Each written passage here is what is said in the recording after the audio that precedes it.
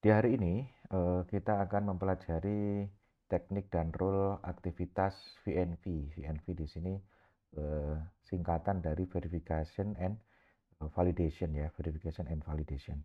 Kita pastinya sudah sering mendengar ya, verifikasi, validasi gitu ya. Nah, kita akan lihat ya, kita akan pelajari ya di hari ini eh, yang mendasari ataupun materi-materi dasar mengenai verifikasi dan validasi. Sebelum perkuliahan berlangsung, sebelum materi kita simak ya, ada baiknya kita memulai dengan doa di awal perkuliahan atau berdoa belajar ya. Raditu billahi robba wa bil islami dina wa bi Muhammadin nabiyya wa rasulah rabbi zidni ilma warzuqni fahma. Mudah-mudahan dengan membaca doa ini, dengan mengawali perkuliahan hari ini dengan doa ini bisa eh, menjaga kita ya, menjaga kita untuk selalu bisa konsisten dalam di sepanjang perkuliahan hari ini dan mendapatkan ilmu yang bermanfaat. Adapun tujuan pembelajaran di pertemuan kali ini, yang pertama mahasiswa mampu menjelaskan static testing dan dynamic testing ya. Jadi ada gambaran atau paradigma testing gitu ya, yang di dalamnya itu ada berbagai macam teknik testing ya. Itu ada namanya paradigma atau pendekatan static testing ya, dan juga pendekatan dynamic testing. Eh, untuk materi yang kedua, ini mahasiswa mampu menjelaskan rule of verification and validation. Di sini penjelasannya itu ada berdasarkan IEEE ya. Jadi IEEE ini suatu standar ya. Standar dia punya kode-kode nomornya gitu ya. Nah, di sini standar yang kita pakai standar 1012 ya. Kemudian yang terakhir, mahasiswa mampu menerapkan aktivitas verification and validation dalam SDLC. Nah, ini untuk menerapkan ini nanti insya Allah akan diterapkan pada sesi praktikum ataupun pada sesi tugas nantinya ya. Oke, yang pertama ya, em, software yang memenuhi kebutuhan pengguna itu sudah pastinya menjadi tujuan ya, tujuan dari suatu apa ya, organisasi yang membuat software atau seorang software development ya, software developer. Jadi kenapa sih kita menggali kebutuhan, terus kenapa sih kita apa harus testing berdasarkan kebutuhan tersebut? Yaitu tujuannya adalah harapannya dengan serangkaian proses yang kita lakukan itu bisa memenuhi ya, memenuhi ekspektasi gitu ya, ataupun kebutuhan dari pengguna. Nah, untuk bisa menjaga supaya di setiap proyek demi proyek yang lain itu biar tetap terus apa, performanya bagus, hasilnya bagus, memuaskan kepada pengguna, sudah dipastikan perlu ada suatu pola-pola ya dalam pengembangan.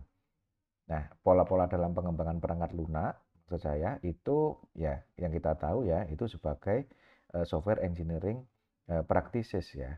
Jadi praktek-praktek pengembangan perangkat lunak. Kalau teknik-teknik kita misalkan di pengujian gitu ya, ada teknik-teknik pengujian tertentu yang kalau kita terapkan di berbagai macam project itu ya hasilnya akan konsisten gitu ya, akan konsisten.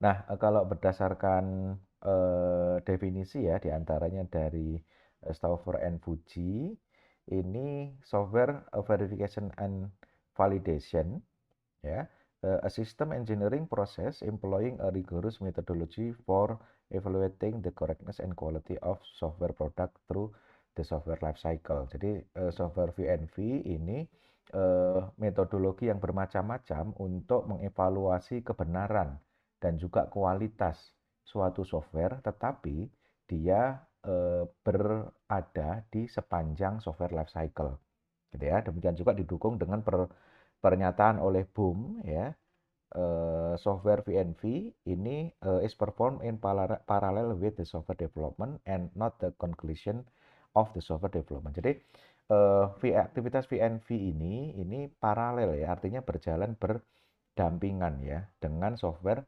development. Jadi bukan pada endingnya dari software development atau bukan dalam atau bukan sebagai ya conclusion dari software development, tapi dia berusaha untuk berjalan berdampingan menjaga supaya si software developmentnya itu tetap berkualitas bagus gitu ya dan tetap correct ya, menjaga correctness juga. Nah, itu untuk istilah dari ataupun definisi dari verification and validation. Pastinya sudah ada juga ya definisi-definisi yang lain.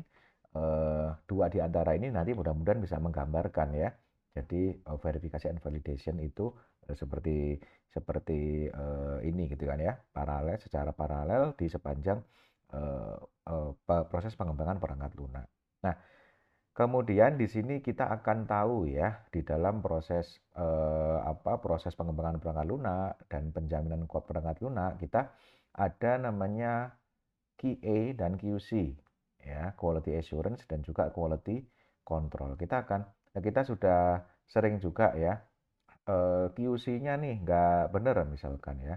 SQA-nya gimana ya, quality assurance-nya gimana ya gitu ya. Nah, kita pengen tahu dulu perbedaan ya, perbedaan antara quality assurance dan quality control dari perbandingan masing-masing ini ya, masing-masing aspek. Yang pertama, kalau yang di QA ini it is process related. Kalau yang di QC it is product related. Jadi yang di cakup ya, itu prosesnya, menjamin prosesnya itu adalah di seputaran prosesnya yaitu untuk QA. Kalau yang di quality control itu menjamin produknya, gitu ya, itu QC. Kemudian yang QA it focus on the process used to develop a product, yaitu tadi ya fokusnya ke proses untuk membuat produknya. Kemudian kalau yang QC fokus menguji produknya, gitu kan ya, atau produk yang sedang atau menguji ya produk yang sedang dikembangkan. Ya, bisa terlihat di sini kalau fokusnya yang QC itu memang produknya ya. Kemudian quality assurance artinya akhirnya apa? Akhirnya dia yang dia jamin atau dia aktivitas yang dia cakup ya itu adalah quality dari proses tersebut. Kalau yang QC itu quality dari produk. Nah, ini yang langkah keempat ini. Yang quality assurance ini preventive control karena harapannya dengan menjamin proses yang prosesnya itu baik, harapannya proses yang baik menghasilkan ya produk yang baik gitu kan ya.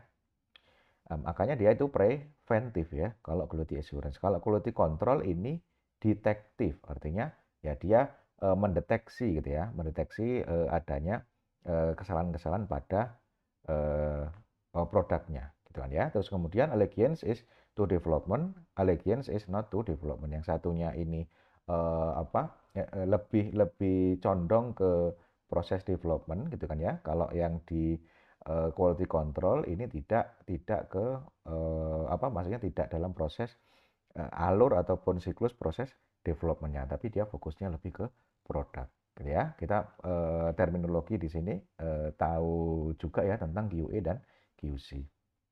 Nah, sekarang ada juga istilah yang mirip-mirip untuk kita bisa bandingkan gitu kan ya. Ada verification dan juga validation ya. Verification dan validation. Kita akan lihat istilah yang dua disebut berbarengan biasanya ya, proses verifikasi dan validasi. Ini terminologi lagi yang kita akan pelajari ya. Jadi verification it is a static process of verifying documents, design and code. Ya, ini proses namanya proses statis, ya, static ya, proses statik. Proses statik itu yang dia itu apa meneliti atau menelaah strukturnya ya, struktur dari dokumen berupa SRS atau SKPL ya, Software Requirement Specification, SKPL gitu kan ya. Terus kemudian desain ya, memverifikasi strukturnya dari desain ya, artinya desain yang di dalam dokumen DPPL atau desain gambaran dalam bentuk apapun ya, itu secara statis diteliti, terus kemudian ada code. Nah, dari source code-nya juga bisa secara struktur diteliti. Nah, kalau yang validation ini dynamic proses gitu kan ya. Validating or testing the actual product. Dynamic testing ini membutuhkan produknya itu berjalan atau dijalankan. Dia beroperasi, behaviornya bagaimana gitu kan ya. Yang jelas tidak bisa hanya strukturnya saja, tapi butuh produknya itu berjalan atau dijalankan ya. Oke, itu verifikasi dan validasi. Validation. Terus kemudian ada juga does not involve executing the code. Ya, secara prinsip ya bukan tidak butuh kode ya, tapi tidak butuh eksekusi kode. Itu proses verifikasi. Kalau yang validasi ini involve executing the code. Kemudian yang ketiga, human based checking of document or files. Umumnya pendekatan untuk verifikasi secara statis itu ya masih diteliti menggunakan manual ya, menggunakan manual. Kalau yang validasi ini sudah bisa banyak tools gitu ya, tools untuk alat bantu testing gitu, alat bantu validasi gitu kan ya. Kemudian targetnya ini requirement specification atau SRS gitu kan ya, application arsitektur, high level detail design, kemudian database design. Yang ditelaah atau yang diverifikasi adalah kebenaran dari ya requirement-nya, kebenaran dari arsitekturnya, kemudian detail desainnya dan juga database desainnya. Jadi yang dihadapi itu desain-desainnya itu gitu kan ya. Bisa kita bayangkan kalau desain-desain itu dihadapi kan ya kita nggak bisa tahu jalannya bagaimana ya. Kita hanya lihat secara statis strukturnya bagaimana. Kita nilai struktur tersebut gitu kan ya. Terus kemudian kalau yang validation di aspek itu targetnya ini actual product ya, baik itu unitnya mau dites, ada modul atau modul yang terintegrasi atau final produknya gitu ya. Itu untuk aspek yang ini ya targetnya. Terus kemudian yang verification ini dapat ada metode-metode ya, seperti nanti kita juga akan pelajari ya, ada inspection, ada walkthrough, ada desk checking istilahnya ya. Kalau yang di validation ini ada black box testing, gray box testing, and white box testing, gitu ya. Kemudian biasanya yang keenam ya, biasanya dia muncul verifikasi dulu, baru kemudian validasi. Kemudian eh, kalau yang verifikasi, it answers the question, are we building the product right? Apakah kita membangun produk secara benar gitu kan ya. Terus kalau yang validation, are we building the right product? Apakah kita me, membuat ya membuat produk yang benar gitu kan ya. Kalau yang pertama itu secara benar, yang nomor 7 itu yang kita buat itu produk yang benar gitu kan. Apakah produk yang benar gitu kan ya. Beda ya antara verification dan juga validation. Kemudian yang verification it can catch errors that validation cannot catch. Sebaliknya yang validation dia bisa catch error that verification cannot catch. Artinya apa? Kedua-duanya ini memang esensial ya, memang penting ya. Dan juga tidak perlu memilih yang verifikasi saja tanpa validasi. Tidak seperti itu yang dimaksudkan ya. Aktivitas dua-duanya ini complementary ya, saling saling mendukung ya. Jadi dua-duanya itu bisa ataupun perlu untuk dilakukan ya. Each provide its own sets of error filter ya, karena error yang bisa ditangkap di masing-masing pendekatan itu juga beda gitu kan ya. Jadi mereka saling melengkapi. Nah, ini ada terminologi verification dan validation. Nah, tadi kita juga sudah ditunjukkan dengan static method dan juga dynamic method ya. Tadi kita tahu bahwa static method itu metode-metode yang statik yang mengevaluasi struktur ya, struktur dari SRS-nya, software requirement-nya. detail desainnya, database-nya, kodenya, tapi hanya struktural tanpa programnya itu dijalankan gitu kan ya. Nah, metode-metodenya itu contohnya ada namanya tadi walkthrough. Ya, nanti kita akan pelajari walkthrough itu yang bagaimana ya. Code inspection, kemudian ada review, kemudian ada formal formal proof gitu ya. Nah, ini termasuk ke static method. Tidak memerlukan menjalankan aplikasi, bukan tidak perlu kode ya sekali lagi ya, bukan tidak perlu kode, tapi tidak perlu menjalankan aplikasi. Nah, kemudian kalau yang dynamic itu tuh ya cirinya ya ya perlu menjalankan aplikasi gitu kan ya. Ada black box, white box, heuristic, interface, ada path testing gitu ya, ada decision table based testing yang nanti kita sebagian besar akan kita pelajari ya, yang ada di sini, gitu ya. Oke, ke ini mengenai static method dan dynamic method tadi ya, itu apa ya, tujuan pembelajaran yang pertama tadi, kemudian ya prinsip dari whitebox testing ini check for interface error at the module eh, level ya.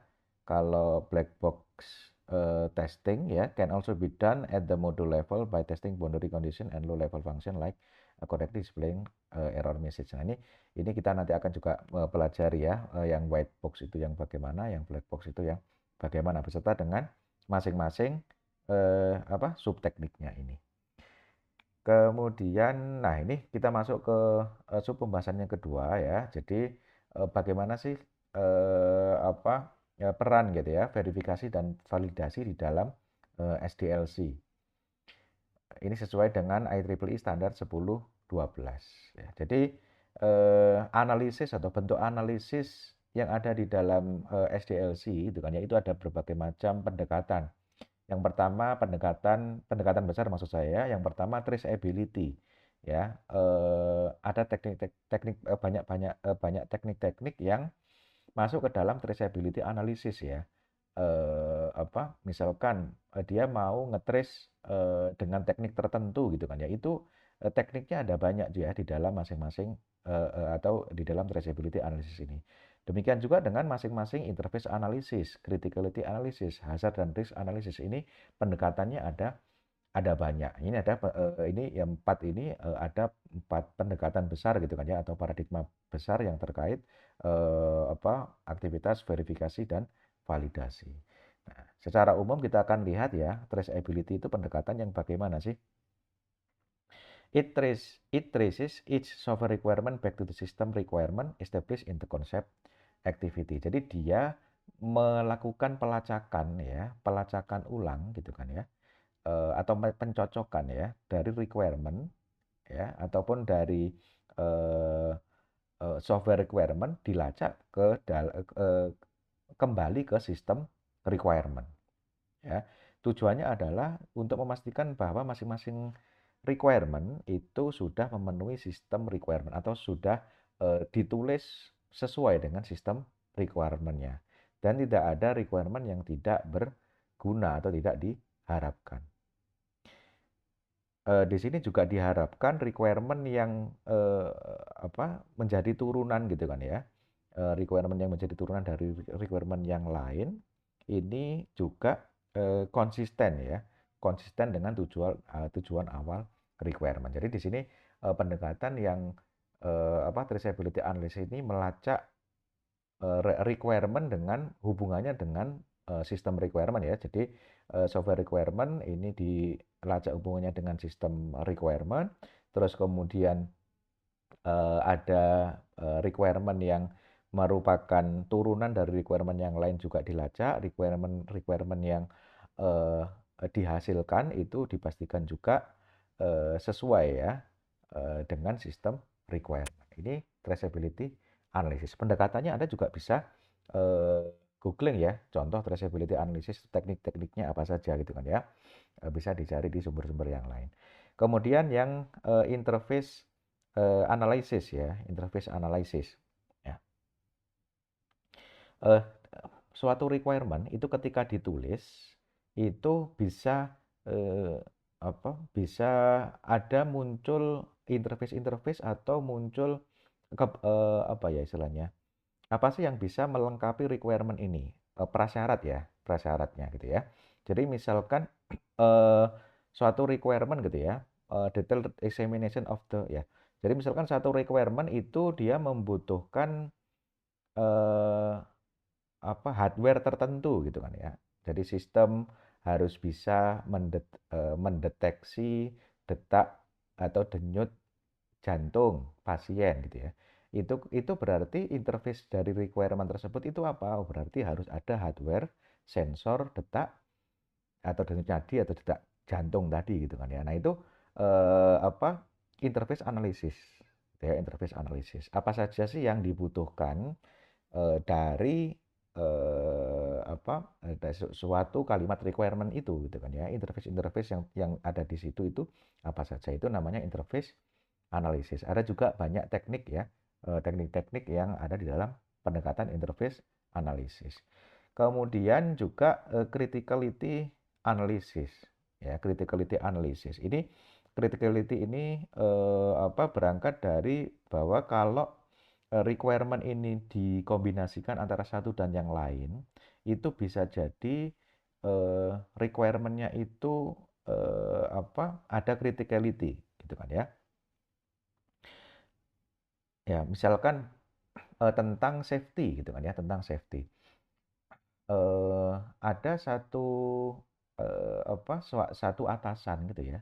Satu atasan itu dia misalkan mau sistemnya dia eh, bisa memantau atau bisa login ke semua akun bawahannya gitu ya, supaya bisa dia punya kebebasan gitu kan ya.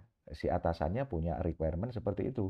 Nah, si bawahannya itu ya ya dia pengennya ya dia punya akun dan fitur-fitur yang ada ya hanya fiturnya dia saja gitu kan ya. Nah, ada dua requirement yang berbeda yang di situ itu bisa bisa menjadi satu hal yang kritis ya terkait security-nya misalkan.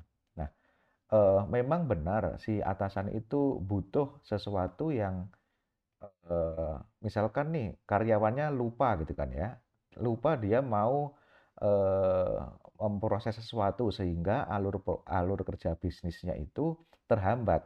Atasannya itu punya maksud baik, dia bisa login ke penggunanya supaya dia bisa bypass aksinya gitu kan ya, sehingga prosesnya bisa tetap berjalan. Tapi requirement tersebut itu memang secara fungsional tujuannya ada, tapi secara security-nya bagaimana? Nah, itu di situ ada namanya criticality analysis ya, criticality analysis. Jadi aspeknya tidak hanya safety, security dan lain itu bisa bisa lebih banyak lagi gitu kan ya untuk aspek-aspek criticality analysis. Fokusnya ke ketika suatu requirement itu dikombinasikan itu belum tentu kalau yang dari awalnya oke-oke saja requirement-nya belum tentu nanti tidak ada yang menjadi muncul criticality-nya gitu ya. Itu criticality analysis. Pendekatannya juga ada banyak ya. Kemudian ada hazard and risk analysis. Hazard and risk analysis ini juga ya mendeteksi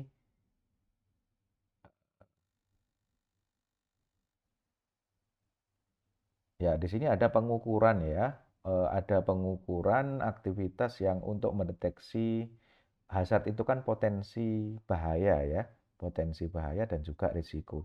Ada berbagai macam hazard and risk analysis di masing-masing eh, masing-masing fase ataupun tahapan pengembangan perangkat lunak ya. Di antaranya yang pertama dari hazard and risk analysis dari proses requirement ya, di fase requirement. Ada yang pertama traceability analysis, ada software requirement evaluation, ada interface analysis, ada criticality analysis, ya, sistem VNV test plan dan seterusnya. Ini masing-masing ada teknisnya yang Anda nanti bisa explore ya. Ada ya sampai ke hazard analysis, ada risk analysis. Ini masing-masing bisa di-explore ya, bagaimana. Nah, ini upaya-upaya menganalisa hazard dan risk di tahapan requirement gitu kan ya. Ada juga ya di tahapan desain. Ini ada traceability, ada software design evaluation, interface analysis, criticality dan seterusnya. Ya, ada beberapa tahapan juga. Sorry, ada beberapa opsi gitu ya, teknik-teknik yang dilakukan. Kemudian ada di tahapan implementasi. Nah, ini ada juga selain traceability ada source code and source code documentation evaluation dan seterusnya. Interface analysis ya dan seterusnya. Ini teknik-teknik yang bisa dilakukan. Kemudian juga pada testing ya, acceptance ya, acceptance test, kemudian ada integration test, ada system test gitu kan ya. Nah, ini verifikasi dan validasi yang bisa dilakukan dalam testing ya, dan juga ada juga yang di fase terakhir yaitu fase maintenance ya. SVVP, Software Verification and Validation Plan Revision. Kemudian propose change assessment kalau misal kita mau ganti, kita mau mempropose ada perubahan dalam suatu aplikasi gitu kan ya. Itu di assess dulu, di evaluasi dulu gitu kan ya. Terus anomaly evaluation dan seterusnya. Nah, masing-masing teknik ini itu kan ya, masing-masing teknik ini itu bisa digali lebih lanjut masing-masing ya. Nanti silakan bisa digali lebih lanjut. Tujuannya adalah atau dalam pendekatan besar itu hazard and risk analysis ya. Eh, dengan demikian ya sebagai review kita sudah mempelajari ya mengenai static testing dan juga dynamic testing. Static testing itu ya testing yang secara struktural saja gitu ya. Kalau yang dynamic testing itu ya testing dengan menjalankan source code-nya gitu ya. Tapi dalam static testing bukan berarti tidak butuh source code ya. Terus kemudian yang kedua, mahasiswa mampu menjelaskan role of verification and validation. Ada 4 pendekatan besar tadi dengan subteknik yang lain dan juga yang terakhir diharapkan pada aktivitas praktikum nanti bisa menerapkan aktivitas verifikasi dan validasi. Demikian untuk materi hari ini kita cukupkan sekian ya. Untuk selanjutnya kita sesi tanya jawab.